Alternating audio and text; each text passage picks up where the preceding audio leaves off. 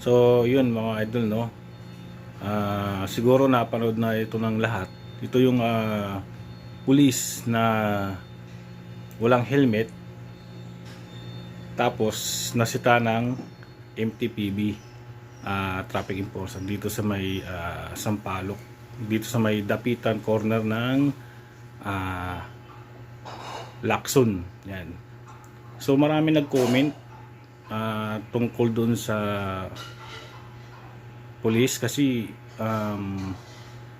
sinita siya ng traffic enforcer. Yung nga, makikita nyo naman sa video na wala siyang helmet. Kaya lang, yung nga, pinapakita yung likod ng sando na may logo na PNP. So yung nga, nakipagkamayan pa nga yung MTPB. Sabi pa nga ng MTPB, baka mag-viral daw. Siguro, yung nga, nakuha na ng camera. So maraming nag-comment na porket ba police is exempted na sa violation na yun or walang helmet, no? Tapos marami din nagsasabi na unfair naman siguro sa mga motorista na alam mo, katulad ko, isang motorista, yan, susot ng helmet, katulad nun, may mga katabi siya. Yan, di ba? Paano na lang halimbawa, may sasakyan, may motor, yung katabi niya walang helmet, di ba? Tapos, yung nga, sinita.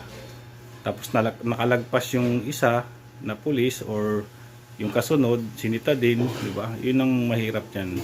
No, porkit na yung nga nasa gobyerno or uniform police or civilian police.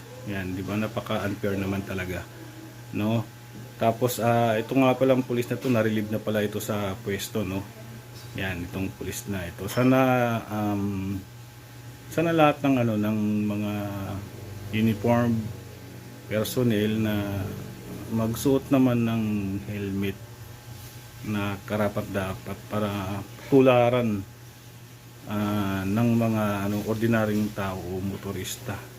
Kasi napaka-unfair talaga, no. Marami akong nakikita diyan ganun eh. Minsan checkpoint, yan, paparahin ka, yung nauna sa akin, ganun, nagpakilalang pulis, go na, ganun. Samantala ako, ordinaryong tao nga lang, pinara, yung nanapalisensya, mga ganyan.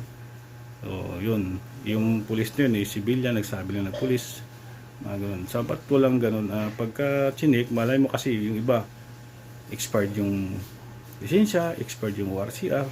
So ayun, sana may mapulot kayong aral, no? Kasi para maiwasan natin yung mga ganyang bagay katulad yan na video, no?